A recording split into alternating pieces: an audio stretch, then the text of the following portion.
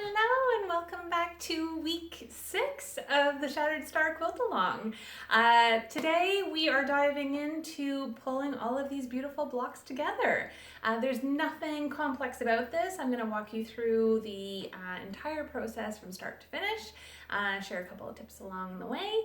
But really at this point we are bringing in all of the lessons that we've been learning throughout the Shattered Star Quilt Along, bringing them into play and seeing how all of the work and attention to detail that you've been putting in at each step of the way, how that's all helping your blocks come together nicely, all line up and nest together. So last week we talked a lot about nesting our seams. I showed you guys how to smush those seams together. I find that helps me get the best points possible. That's not to say that I have perfect points all the time, but I find that my success rate is pretty good when I nest my seams, which is why I wanted to share that technique with you. You can certainly press your seams open.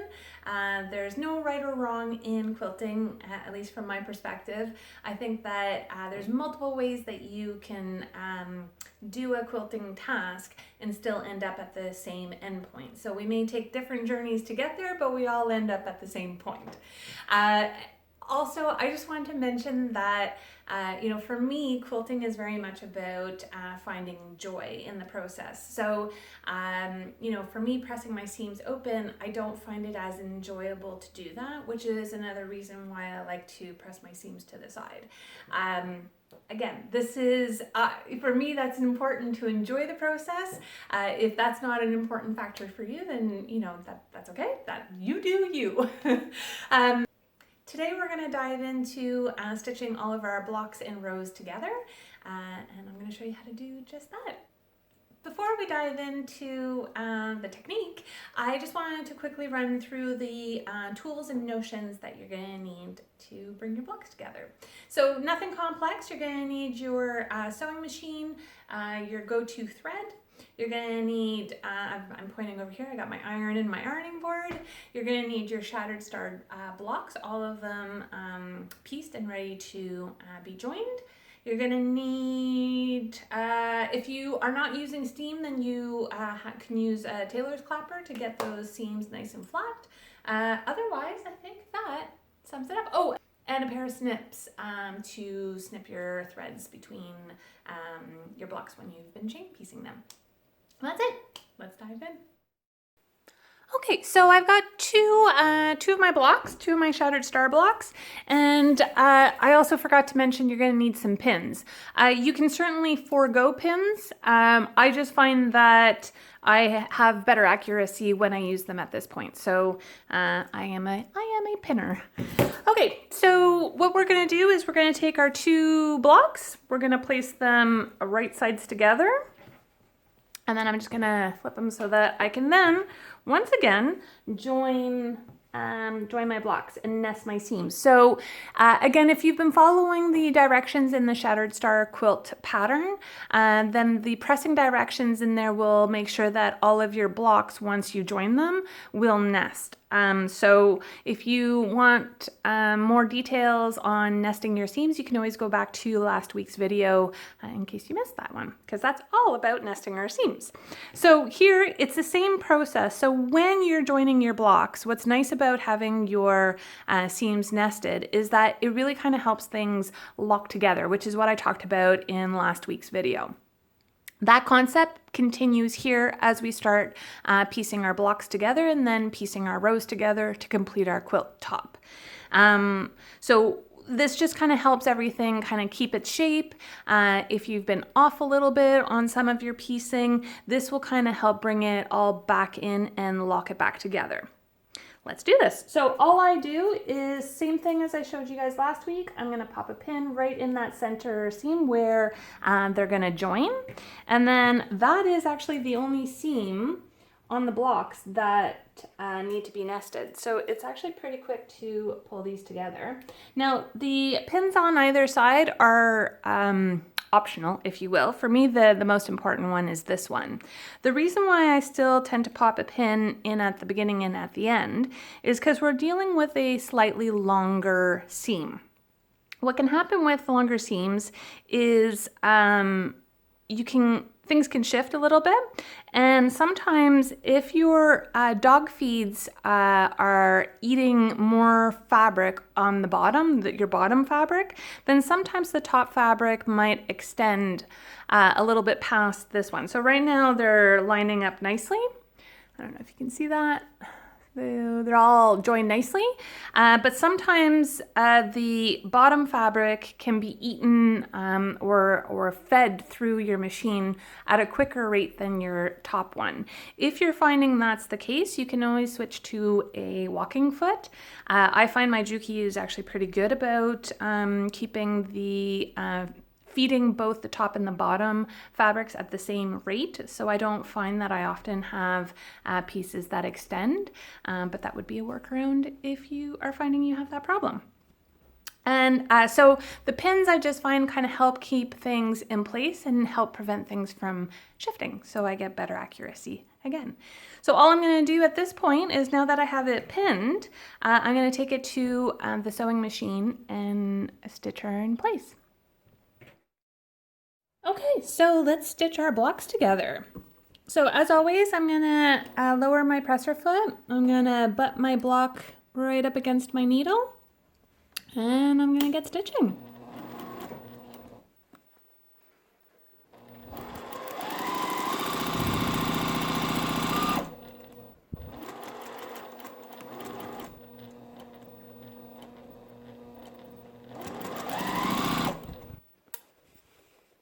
So if this is the first video that you've watched of mine, you're probably wondering why I'm sewing over my pins. It's a technique it's a habit I got into once I started wearing glasses, because I felt like I had some eye protection. It's not the best habit to get into. I have just found that it kind of keeps my nested seams locked and in position, that when I've butted them up next to one another, I find it holds my seams better, which is why I stitch up to my pin, and then I slow down, and then I stitch over the pin, and then I keep going.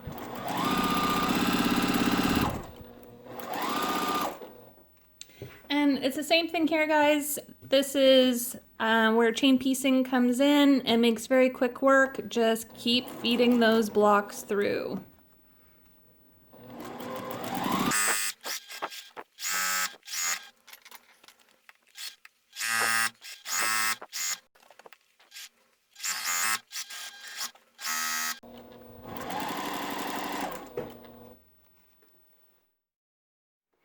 Okay, so I've stitched two of my Shattered Star blocks together along this edge. Now what I'm going to do is, again, I always start by setting my seams, which is just placing my hot iron on top of those stitches before I press.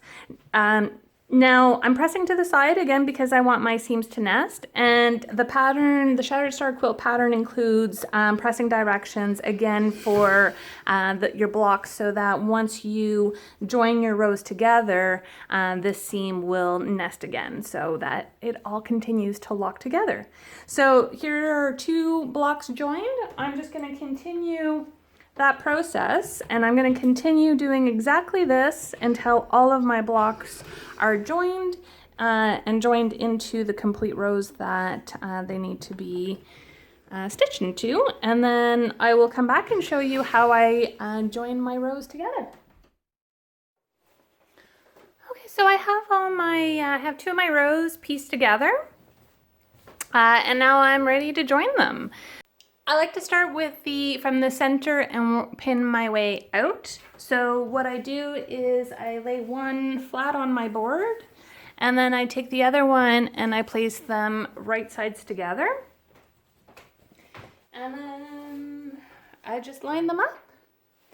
And I nest my seams as I go. So to make sure that I'm having everything kind of locked together, again, I use this technique so that I make sure that everything is joining and staying nice and square and aligned.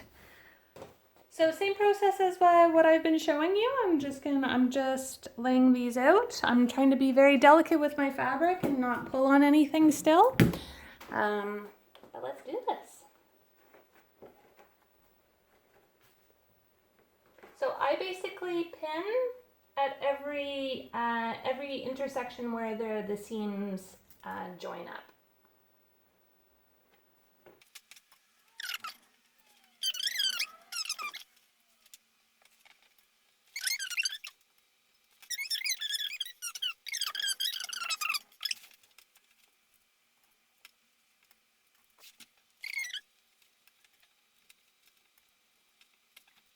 Okay, now once you have it all pinned, we can take it to the sewing machine and stitch them together. Okay, we've got 2 rows pinned together. Now we're just going to lock them in place with our 1/4" seam allowance. So again, I have already dropped my needle. I've butt my fabric right up against my needle. Now we're ready to go.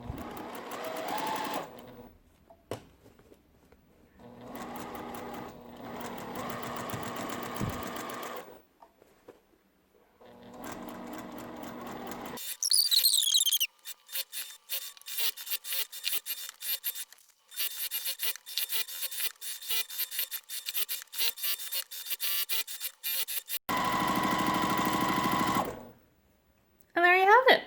Let's take it to the ironing board.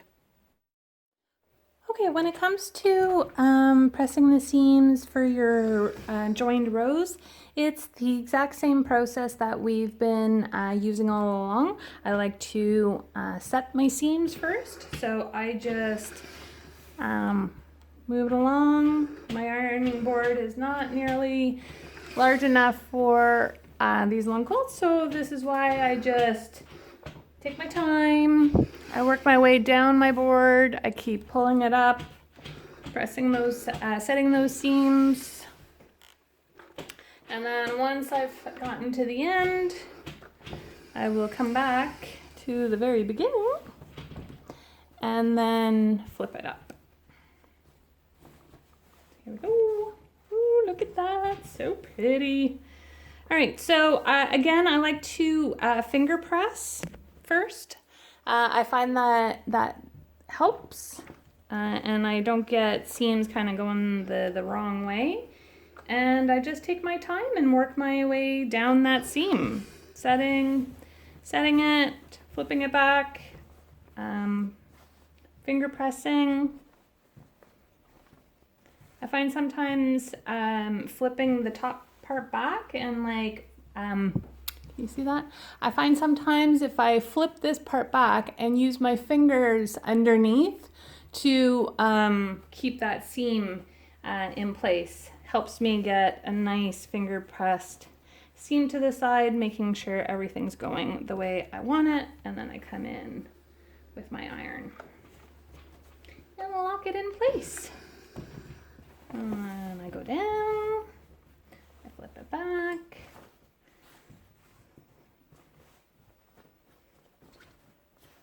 So again, I tend to like to just get everything laid in place before I bring my iron to lock it in. That's just how I do it. If you've got a different technique, there's different ways of doing this. I just find that this works well for me.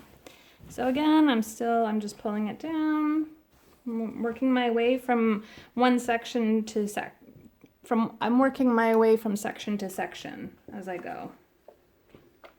And again, I'm not focusing, I am solely focusing on the seam where things are joined. So I'm not worrying about the fact that I'm crumpling up my quilt here. We're gonna give it a nice final press at the end. So don't worry too much about that. Just don't pull on it, don't tug on it. You know the drill. So I just get them all done and then come in with my iron. All right, we are at the tail end of this one.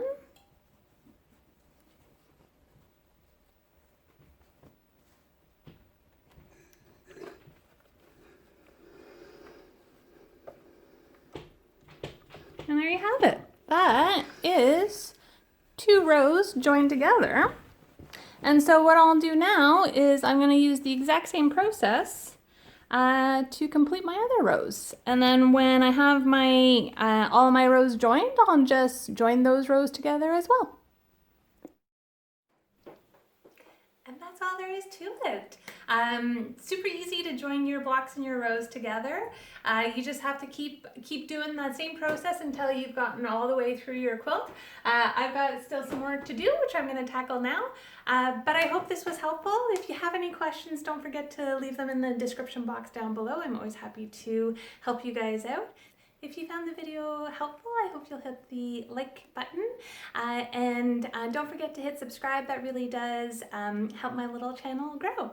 So I hope that was helpful. I can't wait to see you guys in the next one. Have a good one.